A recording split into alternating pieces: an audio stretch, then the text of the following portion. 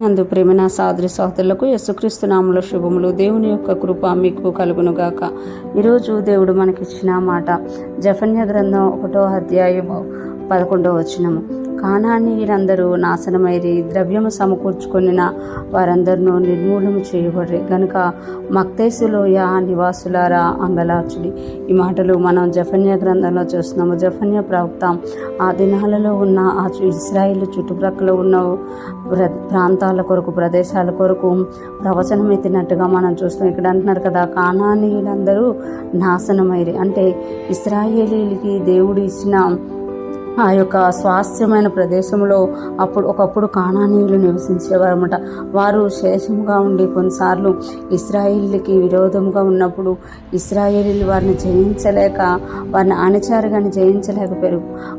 ఆ విధంగా ఉండడం వల్ల కానాను బొమ్మల్లో కొన్నిటిని ఇశ్రాయేలు పూర్తి చేసినట్టుగా మనం చూడగలుగుతాం. అలాంటి కానానీయులందరూ ఏమైపోయారంట, నాశనమైరి అంటున్నారు. ఇక్కడ ప్రవచనం ఇది చెప్తున్నారు కదా, కానానీయులందరూ నాశనమైపోయారు అంటే కానానని ఎలాగైతే వాళ్ళు దేవుని నిజమైన దేవుని విడిచి విగ్రహారాధన చేసుకుంటూ వాటి ద్వారా ఇశ్రాయేలుకి కొన్నిసార్లు ఉరులు పెట్టారో వారందరూ ఏమైపోయారంటే నాశనం అయిపోయారంట. ద్రవ్యం సమకూర్చుకుని వారందరూ నిర్మూలన చేయబడి, కానానీయులు ధనమును ద్రవ్యమును ఎక్కువగా సమకూర్చుకునేవారంట.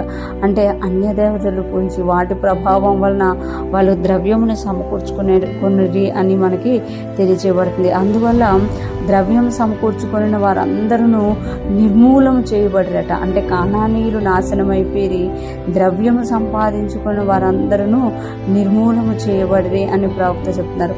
అంటే ఎప్పుడైతే కానానీయులు నాశనమైపోయారో, ద్రవ్యం సంపాదించుకున్న వారందరూ నిర్మూలన చేయబడ్డారో గనుక మక్తేసులోయ నివాసులారా అంగలార్చుడి. అంటే ఈ మక్తేసులోయ ప్రజలు కానాను వలన ఆ యొక్క ద్రవ్యం సంపాదించుకున్న వారి వలన వీరు లాభం పొందుతుండేవారు. కానీ ఎప్పుడైతే ఆ రెండు ప్రాంతాలు వారు నిర్మూలన చేయబడ్డారో, నాశనం చేయబడ్డారో వీరంట అంగలారుస్తున్నారంట.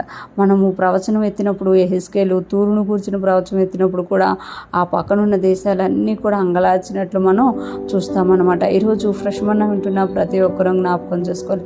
నిజమైన దేవుణ్ణి ఎరిగిన మనము నిజమైన దేవుణ్ణి వెంబడిస్తూ ముందుకెళ్లే వారంగా, ద్రవ్యానికి ఎక్కువ ప్రాధాన్యత ఇచ్చేవారంగా కాక ఆ ద్రవ్యంతో దేవుని రాజ్యం కట్టడం ఎలాగా అనేదాన్ని ఎక్కువగా ఆలోచించి దానికి ఎక్కువ ప్రాధాన్యత ఇచ్చేవారంగా మనం ఉన్నప్పుడు దేవుని యొక్క ఆశీర్వాదాన్ని మనం చూస్తాం. ఒకవేళ మనము రక్షింపబడి కూడా ద్రవ్యము మీద ఆశ కలిగి ఉంటే మనము కూడా కొన్నిసార్లు బాధపడాల్సి ఉంటుంది అని దేవుడు హెచ్చరిస్తున్నారు. ఈరోజు ఫ్రెష్ మనం వింటున్న ప్రతి ఒక్కరూ కూడా దేవుణ్ణి వెంబడిస్తూ దేవుడిచ్చిన ఆశీర్వాదాన్ని కూడా ఆయన రాజ్యాన్ని విస్తరణ కొరకే వాడినప్పుడు మనం అనేక మందికి ఆశీర్వాదకరంగాను దేవునికి మహిమకరంగాను ఉంటాము. అటువంటి కృపా జ్ఞానం మనందరికీ కలుగునుగాక.